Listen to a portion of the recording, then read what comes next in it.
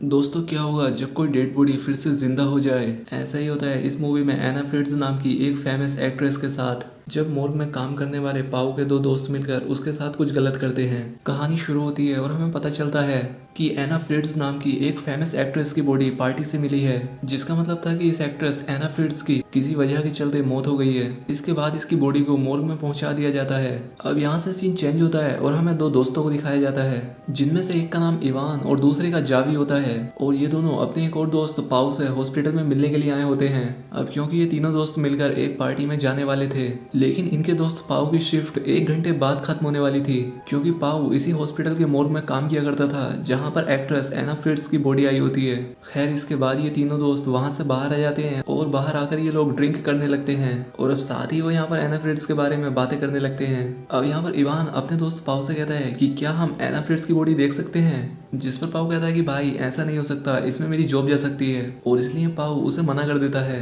अब क्योंकि एना फ्रिट्ज एक फेमस एक्ट्रेस होने के साथ साथ काफ़ी ज़्यादा खूबसूरत भी थी, और इसीलिए इवान उससे बार बार रिक्वेस्ट करता है कि तू प्लीज़ उसकी बॉडी हमें एक बार दिखा दे, क्योंकि वो जब जिंदा थी तब तो हम उसे कभी मिल नहीं पाए, तो क्यों ना उसके मरने के बाद ही हम उसे देख लें। अब इवान के इतना जिद करने पर पाउल ऐसा करने के लिए मान जाता है, और अब इसीलिए पाउ अपनी जॉब की परवाह ना करते हुए अपने फ्रेंड्स को एक ऐसी जगह पर ले आता है जहाँ पर किसी का भी आना अलाउड नहीं था। अब इसके बाद ये तीनों लोग मोर्ग में पहुंच जाते हैं, जहाँ पर पाउ एक बॉडी के पास जाकर खड़ा हो जाता है। वो कहता है कि देखो ये है एना फ्रिट्ज की डेड बॉडी, लेकिन अब वो जैसे ही उस डेड बॉडी के ऊपर से कपड़ा उठाता है वो एक बूढ़ी औरत की डेड बॉडी होती है। और ये देखकर इवान और उसका दूसरा दोस्त डर जाते हैं, अब क्योंकि पाउ इन दोनों के साथ मजाक कर रहा था। इसके बाद पाउ आता है एना फ्रिट्ज की डेड बॉडी के पास। इसके बाद पाउ उसके फेस से कपड़ा उठाता है और अपने दोस्तों को एना फ्रिट्ज की डेड बॉडी दिखाता है, और एना सच में काफी ज्यादा खूबसूरत थी। अब ये देखकर इवान उसकी डेड बॉडी से कपड़ा और नीचे खिसकाने लगता है, क्योंकि उसे यहाँ पर यकीन नहीं आ रहा था कि वो इतनी फेमस एक्ट्रेस की डेड बॉडी के पास खड़ा है। और अब इसीलिए वो एना फ्रिट्ज की डेड बॉडी को टच करके देखने लगता है। अब इवान के दोनों फ्रेंड्स को ये बात काफ़ी अजीब लगती है, क्योंकि किसी डेड बॉडी के साथ ये सब करना कोई अच्छी बात नहीं थी। अब इसके बाद इवान अपने फ्रेंड से भी एना को टच करने के लिए कहता है, और अब इवान का फ्रेंड भी ऐसा ही करने लगता है, लेकिन अब इवान अपनी हदें पार करने लगता है। अब इस पर इवान का दोस्त उसे ऐसा करने के लिए मना करता है, लेकिन इवान उसकी एक नहीं सुनता। अब क्योंकि इवान ऐसा करना चाहता था, क्योंकि एना एक काफ़ी फेमस एक्ट्रेस होती है और साथ ही वो काफ़ी ज़्यादा खूबसूरत भी थी, फिर चाहे वो जिंदा हो या मुर्दा इस बात से इवान को कोई फर्क नहीं पड़ता। अब यहाँ पर पाओ उन दोनों को बताता है कि एक बार मैंने भी ऐसा किया था, और अब वो यहाँ पर इवान से कहता है कि तुम जैसा एना के साथ करोगे मैं भी उसके साथ वैसा ही करूंगा। लेकिन इवान का जो दोस्त था सिर्फ उसे ही ऐसा लग रहा था कि ये दोनों पागल हो गए हैं और इन्हें ऐसा नहीं करना चाहिए। लेकिन अब क्योंकि वो अपने दोनों फ्रेंड्स के साथ था तो इसे भी उन दोनों की बात माननी पड़ती है, हालांकि वो अपने दोस्तों के साथ ऐसा करना नहीं चाह रहा था। अब इसके बाद ये लोग यहाँ पर ड्रग्स लेते हैं, और इसके बाद पाउ और जाबी एक दूसरे रूम में आ जाते हैं, और दूसरी तरफ इवान एना की डेड बॉडी के पास आ जाता है। अब इवान के आने के बाद पाउ जाता है और वो भी वैसा ही करता है, और तभी हम यहाँ पर एक काफ़ी अजीब चीज़ देखते हैं कि वहाँ पर एना की आंखें खुल जाती हैं। वो यहाँ पर दोबारा जिंदा हो चुकी थी और अपने पूरे होश में होती है, लेकिन यहाँ पर पाउ को इस बात का पता नहीं चलता कि एना फिर से जिंदा हो गई है। लेकिन जब उसे इस बात का पता चलता है तब वो डर जाता है और चिल्लाने लगता है। अब उसके चीखने की आवाज़ सुनकर इवान और उसका फ्रेंड्स भी यहाँ पर पहुंच जाते हैं। अब यहाँ पर पाउ ने बताता है कि एना तो फिर से जिंदा हो गई है। अब एना को जिंदा देखकर पाउ और इवान काफ़ी डर जाते हैं, क्योंकि अब एना को पता लग चुका था कि पाउ और इवान ने उनके साथ क्या किया है। और अब बात ये थी कि एना बाहर जाकर पुलिस को बता देगी कि मोर्ग में उन दोनों ने इसके साथ क्या किया। अब ये बात सोचकर इवान एना को फिर से मारने का प्लान बनाता है, क्योंकि वो कोई भी रिस्क लेना नहीं चाहता था। लेकिन यहाँ पर इवान का फ्रेंड एना की हेल्प करता है और वो उसके ऊपर एक कपड़ा भी ढक देता है। यहाँ पर इवान का फ्रेंड इस बात को नहीं मानता कि एना को मारा जाए। यहाँ पर इवान का दोस्त उससे कहता है कि तुमने एना के साथ ऐसा किया है और तुम्हें इसकी सजा मिलनी ही चाहिए। और अब इस बात को लेकर इवान और उसके फ्रेंड की लड़ाई हो जाती है, और इस फाइट में इवान अपने फ्रेंड को बुरी तरह से पीट देता है। अब पाओ बीच में आकर इन दोनों की लड़ाई खत्म करता है, और अब यहाँ पर इवान को पता चलता है कि उसने अपने फ्रेंड को इतना ज्यादा पीट दिया है कि उसके सर में एक गहरी चोट लग चुकी है और उसके सर से काफी खून निकल रहा था। और अब इसीलिए उसके दोनों फ्रेंड्स उसे फर्स्ट एड देने का सोचते हैं। अब यहाँ पर हम देखते हैं कि जब पाओ का साथी यहाँ पर एक और डेड बॉडी को लेकर आया था, तब ये तीनों लोग उसे देखकर छिप गए थे। पाओ के साथी ने यहाँ पर डेड बॉडी को रखा और इसके बाद वो मोर्ग को लॉक करके यहाँ से चला जाता है। और इसका मतलब था कि अब ये तीनों यहाँ से बाहर नहीं जा सकते और अब इसीलिए वो अपने दोस्त को फर्स्ट एड भी नहीं दे सकते थे। अब यहाँ पर एना भी खुद को बचाने के लिए कुछ नहीं कर सकती थी क्योंकि वो कई घंटों के बाद फिर से जिंदा हुई थी और इसीलिए उसकी टांगे एकदम बेजान होती हैं और वो अपने हाथों को भी नहीं हिला पा रही थी। फिर भी पाओ और इवान अपने फ्रेंड और एना को एक दूसरे रूम के अंदर ले आते हैं। इसके बाद पाओ अपने कपड़े चेंज कर लेता है लेकिन तभी पाओ का साथी भी यहाँ पर पहुंच जाता है। अब यहाँ पर एना चिल्लाकर उसे बताने की कोशिश करती है कि मैं अभी भी जिंदा हूँ और मैं यहाँ पर खतरे में हूँ, लेकिन इवान और पाउल पहले ही उसके मुंह पर हाथ रख के उसका मुंह बंद कर लेते हैं। इसके बाद पाओ अपने साथी के साथ वहां से चला जाता है। इसके बाद इवान के फ्रेंड को दिखाया जाता है जो कि सांस नहीं ले रहा था और अब इसे देखकर इवान काफी घबरा जाता है। और अब थोड़ी देर के बाद जब पाओ यहाँ पर वापस आता है तब उसे भी यहाँ पर पता चलता है कि उसका दोस्त अब मर चुका है और अब इसकी वजह से पाओ रोने लगता है। अब यहाँ पर इवान उसे समझाता है, वो उससे कहता है कि इसमें हमारी कोई भी गलती नहीं है, ये बस एक एक्सीडेंट था। अब यहाँ पर एना इवान से कहती है कि तुम देख लेना, इस सब के लिए तुम्हें जेल होगी। इसके बाद इवान पाओ को बाहर लेकर आता है और एक प्लान बनाता है।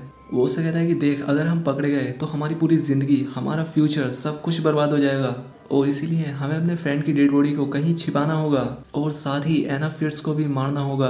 अंदर एना खुद को स्ट्रेचर से नीचे गिराती है। वो यहाँ पर उनके फ्रेंड्स की पॉकेट से एक फोन निकालती है और किसी को हेल्प के लिए कॉल करने की कोशिश करती है और तभी पाओ और इवान अंदर आ जाते हैं और वो उससे फोन छीन लेते हैं। लेकिन इवान जब डायल हिस्ट्री को चेक करता है तो उसे पता चल जाता है कि एना ने किसी को कॉल कर दी है, लेकिन इसकी बात नहीं हो पाई है। अब इसके बाद ये लोग एना को एक दूसरी जगह पर ले जाने लगते हैं और तभी उनके फ्रेंड के फ़ोन पर किसी की कॉल आती है और ये उसी आदमी की कॉल होती है जिसका नंबर एना ने डायल किया था और असल में एना ने अपने फादर को कॉल की होती है। अब इवान कॉल को पिक करता है तब एना ज़ोर से चीखने लगती है और अपनी हेल्प करने के लिए उन्हें आने के लिए कहती है, लेकिन पाओ उसका मुंह बंद कर लेता है। इवान उसके फादर से कह देता है कि कॉल गलती से हो गई थी और ये कहकर वो फ़ोन बंद कर देता है। अब इवान एना को मॉर्ग में लाकर उसे जोर से एक थप्पड़ मारता है जिस पर एना उससे कहती है कि तुम्हें इस चीज़ की सज़ा ज़रूर मिलेगी। इवान उससे जोर से चीख कर कहता है कि तुम भूलो मत, अभी थोड़ी देर पहले ही तुम डेड बॉडी थी और अब मैं तुम्हें दोबारा डेड बॉडी बनाने वाला हूँ। अब इसके बाद इवान कंटेनर लेने के लिए वहां से बाहर चला जाता है ताकि वो अपने फ्रेंड की बॉडी को उसमें डालकर कहीं ले जा सके। उसके जाने के बाद पाओ भी एना के हाथ पैर बांधने लगता है।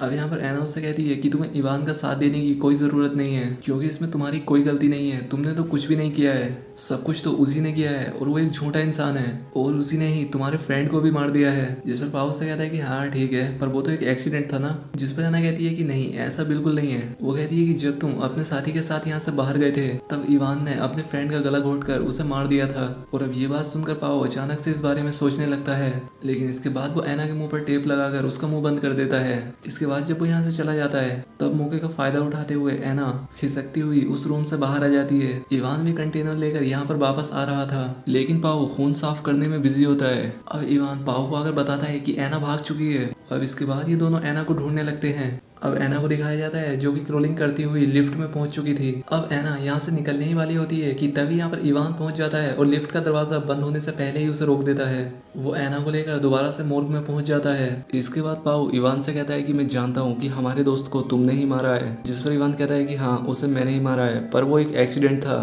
क्योंकि शुरुआत पहले उसी ने ही की थी। पाओ कहता है कि तुम झूठ बोल रहे हो, तुमने उसका गला घोटकर उसे मार डाला है। अब इवान ये बात सुनकर काफी गुस्सा हो जाता है जैसे उसने सच में ऐसा किया हो, लेकिन इवान फिर भी उससे कहता है कि नहीं, ये सब झूठ है और तुम्हें एना की बातों में नहीं आना चाहिए। अब इसके बाद पाओ और इवान डिसाइड करते हैं कि एना को किस तरह से मारा जाएगा जिससे कि कोई भी सबूत ना बचे। अब इसके बाद इवान एना की सांसें रोककर उसे मारने के लिए कहता है और इसके बाद पाओ इवान को एक कपड़ा लाकर देता है। इवान पाओ को वापस कपड़ा देते हुए कहता है कि इसे मैं नहीं मारूंगा, तुम मारोगे इसे, क्योंकि इनके दोस्त को भी इवान ने ही मारा था। इस क्राइम के लिए इवान खुद को रिस्पॉन्सिबल नहीं बनाना चाहता था और इसलिए वो पाओ का हाथ पकड़ लेता है और जबरदस्ती एना के मुंह पर कपड़ा रखवा देता है। अब ये लोग कपड़ा नहीं हटाते और एना एक बार फिर से मर जाती है।